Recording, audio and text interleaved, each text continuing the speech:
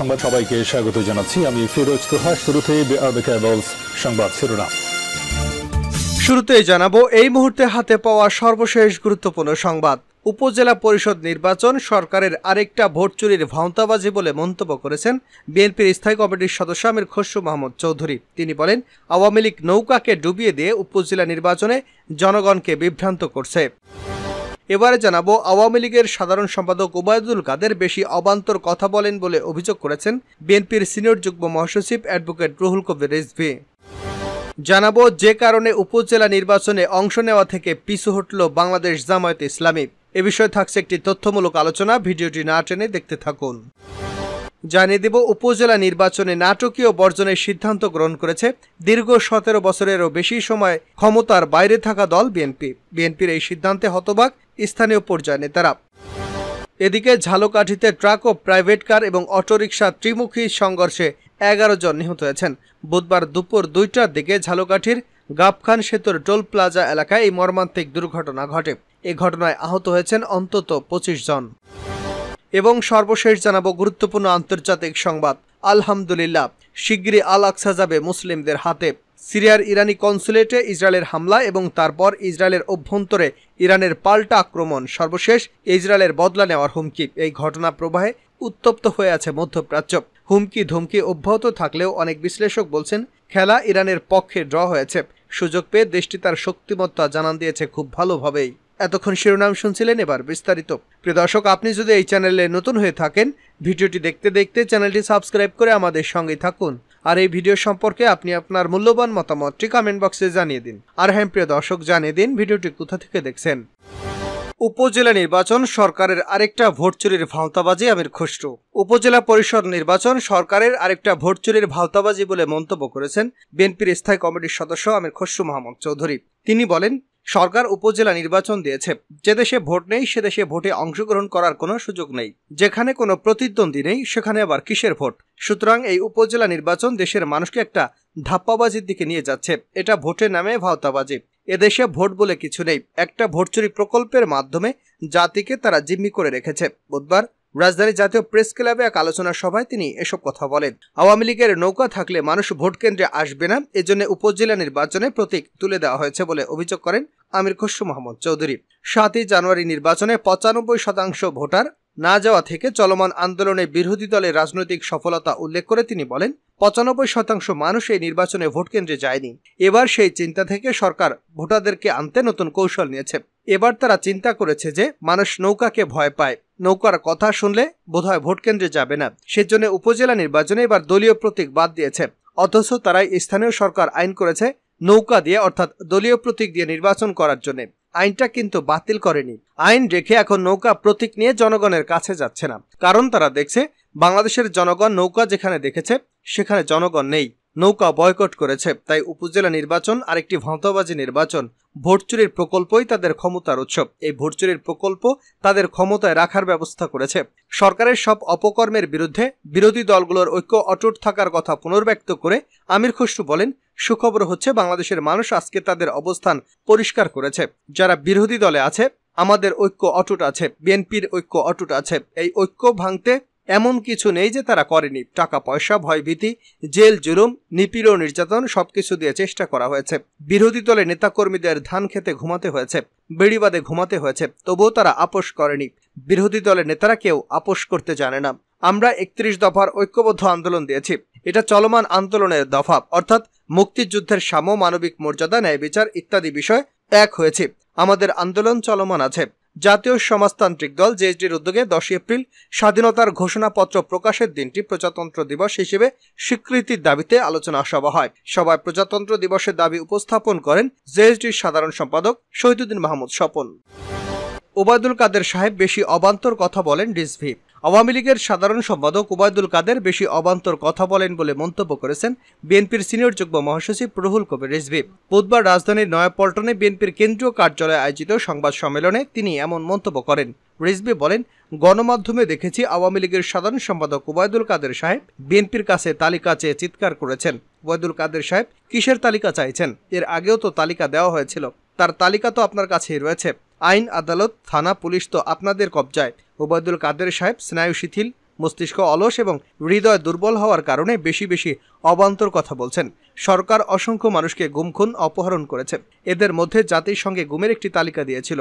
আজ পর্যন্ত বিনা ভোটে সরকার এর কোনো জবাব দিতে পারেনি। এ সময় বিএনপির সাংগঠনিক সম্পাদক এম ইলিয়াস আলী সহ সব গুম রাষ্ট্রের পৃষ্ঠপোষকতায় হয়েছে বলে অভিযোগ করেন রুহুল কবির রিজভী। তিনি আরও বলেন, সরকার কোনোভাবে ইলিয়াস আলীর গুমের দায় এড়াতে পারে না। একজন রাজনীতিবিদকে গুম করার মাধ্যমে তার আদর্শকে শেষ করা যায় না। রাজনীতিকে রাজনীতি দিয়ে মোকাবেলা করা উচিত। প্রত্যেকটি গুমের পেছনে আওয়ামী লীগ সরকার দায়ী। বিভিন্ন সময় তাদের মুখ থেকে একথা বেরিয়ে এসেছে। তাদের কেউ কেউ স্বীকারও করেছে, গুম এবং বিচার বহির্ভূত হত্যা মানবতার চেয়েও ভয়াবহতম অপরাধ। আমি বিএনপির পক্ষ থেকে সরকারের কাছে জোর দাবি জানাচ্ছি, প্রিয় নেতা এম ইলিয়াস আলী সহ সরকারের গুমের শিকার নেতাকর্মী সহ সবাইকে অক্ষত অবস্থায় যার যার পরিবারের কাছে ফিরিয়ে দিন। অন্যথায় একদিন প্রতিটি গুম খুনের দায়ে বিচারের জন্য তৈরি থাকুন, বলেন রুহুল কবির রিজভী। যেসব কারণে পিছু হটল জামাত। উপজেলা নির্বাচনে অংশ নেওয়া থেকে পিছু হটল বাংলাদেশ জামায়াতে ইসলামী। দলটির যেসব নেতা নির্বাচনের প্রস্তুতি নিচ্ছিলেন, এরই মধ্যে তাদের প্রার্থী না হতে বারণ করা হয়েছে। জামায়াতের নীতি নির্ধারণী পর্ষদ কেন্দ্রীয় নির্বাহী পরিষদের বৈঠকে আলোচনার পর উপজেলা নির্বাচনে না যাওয়ার এই সিদ্ধান্ত হয়। কেন্দ্রের এই সিদ্ধান্ত স্থানীয় দায়িত্বশীল নেতারা তৃণমূলে জানিয়ে দিয়েছেন। সেই সঙ্গে যারা মনোনয়নপত্র জমা দিয়েছেন তাদের প্রত্যাহার করতে বলা হয়েছে। তবে এ বিষয়ে জামাত কোনো আনুষ্ঠানিক ঘোষণা দেয়নি। দলীয় সিদ্ধান্ত না থাকলেও দেশের বিভিন্ন এলাকায় জামায়াতের অনেক নেতা স্বতন্ত্র প্রার্থী হিসেবে উপজেলা নির্বাচনে অংশগ্রহণের বিষয়ে প্রস্তুতি নিচ্ছিলেন। সম্ভাব্য প্রার্থীরা স্থানীয়ভাবে নানা রকম প্রচার ও গণসংযোগও করেছিলেন। বিশেষ করে রোজার মধ্যে এবং ঈদ উল ফিতরে তারা ব্যাপক গণসংযোগ করেছেন। দলটির নেতারা বলছেন, মূলত বেশ কিছু কারণে বর্তমান পরিস্থিতিতে নির্বাচনে যাচ্ছে না জামাত। তার মধ্যে মোটা দাগে 4টি কারণের কথা বলেছেন তারা। প্রথমেই রয়েছে মানুষের ভোটাধিকার প্রয়োগের ক্ষমতাসীনদের হস্তক্ষেপ। দ্বিতীয় নম্বরে রয়েছে বর্তমান নির্বাচন ব্যবস্থা ও পরিবেশের প্রতি জনগণের আস্থার সংকট। তৃতীয় নম্বরে রয়েছে গণতন্ত্র না থাকা এবং সর্বশেষ উপজেলা নির্বাচনে অংশ নিয়ে অবৈধ সরকারকে বৈধতা না দেওয়া। নির্বাচন বর্জন লাভের চেয়ে ক্ষতি হচ্ছে বেশি বিএনপির। উপজেলা নির্বাচনে নাটকীয়ভাবে বর্জনের সিদ্ধান্ত গ্রহণ করেছে দীর্ঘ 17 বছর ক্ষমতার বাইরে থাকা বিএনপি। বিএনপির এই সিদ্ধান্তে হতবাক স্থানীয় পর্যায়ের নেতারা। বিএনপির স্থানীয় পর্যায়ের একাধিক নেতাদের সঙ্গে আলাপ করে দেখা গেছে যে শেষ পর্যন্ত তাদের ধারণা ছিল উপজেলা নির্বাচনের বিষয়টি তারা উপেক্ষা করবে। এমনকি দলের মহাসচিব মির্জা ফখরুল ইসলাম আলমগীর সহ সিনিয়র নেতারা অনেক প্রার্থীকে সবুজ সংকেত দিয়েছিলেন। কিন্তু শেষ মুহূর্তে গতকাল বিএনপির উপজেলা নির্বাচন বর্জনের সিদ্ধান্ত গ্রহণ করে। উপজেলা নির্বাচন এবার দলীয় প্রতীকে হচ্ছে না। উপজেলা নির্বাচনে আওয়ামী লীগ দলীয় প্রতীক ব্যবহার করবে না। এরকম একটি নির্বাচন বিএনপি কেন বর্জন করলো এবং এই বর্জনের ফলে কি লাভ হবে তা নিয়ে বিএনপির মধ্যেই আলোচনা হচ্ছে।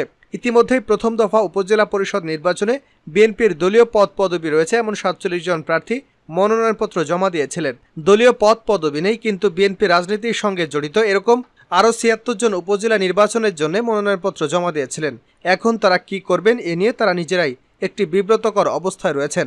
বিভিন্ন সূত্রগুলো বলছে যে যারা উপজেলা চেয়ারম্যান পদে প্রতিদ্বন্দ্বিতা করছেন তারা দলের কেন্দ্রীয় নেতাদের সঙ্গে কথা বলে মনোনয়নপত্র জমা দিয়েছিলেন এবং তাদের আশ্বস্ত করা হয়েছিল যে নির্বাচনের ব্যাপারে বিএনপি নমনীয় থাকবে।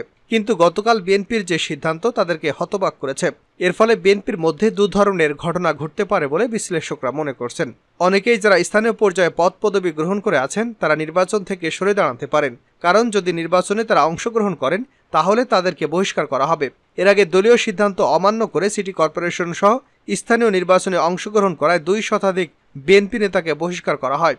এখন আবার নতুন করে বিএনপি যদি তাদেরকে বহিষ্কার শুরু করে তাহলে তাদের রাজনৈতিক ক্যারিয়ার ক্ষতিগ্রস্ত হবে। এ কারণে অনেকেই প্রত্যাহার করতে পারেন কমিটিতে যাদের পদ পদবি নেই তাদেরকে নির্বাচন থেকে সরিয়ে রাখা কঠিন হবে বলে অনেকেই মনে করছেন। সুনামগঞ্জের শাল্লা উপজেলা চেয়ারম্যান পদে বিএনপির সভাপতি নরেন্দ্র চন্দ্র সরকার প্রার্থী হয়েছেন। তিনি মির্জা ফখরুল ইসলাম আলমগীরের সঙ্গে কথা বলেই প্রার্থী হয়েছেন। এখন মির্জা ফখরুল ইসলাম আলমগীর তার ফোন ধরছেন না বলে জানিয়েছেন তিনি। জানাবো আন্তর্জাতিক সংবাদ। আলহামদুলিল্লাহ, শীঘ্রই আল আকসা যাবে মুসলিমদের হাতে। সিরিয়ার ইরানি কনসুলেটে ইসরায়েলের হামলা এবং তারপর ইসরায়েলের অভ্যন্তরে ইরানের পাল্টা আক্রমণ, সর্বশেষ ইসরায়েলের বদলা নেওয়ার হুমকি, এই ঘটনা প্রবাহে উত্তপ্ত হয়ে আছে মধ্যপ্রাচ্য। হুমকি ধুমকি অব্যাহত থাকলেও অনেক বিশ্লেষক বলছেন খেলা ইরানের পক্ষে ড্র হয়েছে। সুযোগ পেয়ে দেশটি তার শক্তিমত্তা জানান দিচ্ছে ভালোভাবেই। ইসরায়েলে হামলা করার পর ইরানের সর্বোচ্চ আধ্যাত্মিক নেতা আয়াতুল্লাহ খামেনি কণ্ঠে শোনা গেল আত্মবিশ্বাসী সুর। সামাজিক যোগাযোগ মাধ্যমে এক্সে হিব্রু ভাষা দেওয়া এক বার্তায় তিনি বলেছেন, শিগগিরই আল আকসা মুসলিমদের হাতে যাবে এবং সেদিন মুসলিম বিশ্ব ফিলিস্তিনি স্বাধীনতা উদযাপন করবে। ফিলিস্তিন ইস্যুতে আগে থেকে ইসরায়েলের সঙ্গে চরম দ্বন্দ্ব ইরানের। সেই দ্বন্দ্ব আরও ব্যাপকভাবে বেড়েছে গত 7 অক্টোবর গাজায় ইসরায়েলি বাহিনীর অভিযান শুরুর পর থেকে। এই বৈরিতার মধ্যেই গত 1 এপ্রিল সিরিয়ার রাজধানী দামেস্কে ইরানের দূতাবাসে হামলা চালিয়েছিল ইসরায়েলের প্রতিরক্ষা বাহিনী। এতে 13 জন নিহত হন। হামলার পরপরই এক বার্তায় খামেনি বলেন, এই হামলার জন্য ইসরায়েলকে অবশ্যই মূল্য দিতে হবে। এরপর গত শনিবার রাতে ও রোববার সকালে ইসরায়েলকে লক্ষ্য করে 3 শতাধিক ড্রোন এবং ক্ষেপণাস্ত্র নিক্ষেপ করে ইরানের সামরিক বাহিনী। অবশ্য বেশিরভাগ ড্রোন ও ক্ষেপণাস্ত্র আঘাত হানার আগেই ধ্বংস করেছে ইসরায়েলি বাহিনী। তবে দেশটির 9টি স্থাপনায় ইরানি ড্রোন আঘাত হানতে সক্ষম হয়েছে বলে জানা গেছে। ফিলিস্তিন কিংবা আল আকসা ইস্যু নিয়ে ইরানের সর্বোচ্চ আধ্যাত্মিক নেতা আয়াতুল্লাহ আলী খামেনির বার্তা এটাই প্রথম নয়। গত জানুয়ারি মাসে এক বার্তায় তিনি বলেছিলেন, গাজায় ইসরায়েলি শাসক গোষ্ঠী যেসব অপরাধ করছে তা কখনো ভুলতে পারবে না বিশ্ব। একদিন এই শাসক গোষ্ঠী পৃথিবী থেকে বিদায় নেবে, কিন্তু তাদের অপরাধ এবং হাজার হাজার নারী শিশুকে হত্যার ঘটনা বইপত্রে অবশ্যই লিপিবদ্ধ থাকবে। এদিকে ভবিষ্যতে নিজেদের স্বার্থের উপর আর কোনো আঘাত বরদাস্ত করা হবে না বলে স্পষ্ট ঘোষণা দিয়েছে ইরান। ফের কোনো ধরনের আগ্রাসন চালানো হলে তাৎক্ষণিকভাবে তার সমুচিত জবাব দেবে তেহরান। ইরানের প্রেসিডেন্ট ইব্রাহিম রাইসি এবং দেশটির শীর্ষ নেতা কমান্ডার দফায় দফায় এমন হুঁশিয়ারি দিয়ে যাচ্ছেন।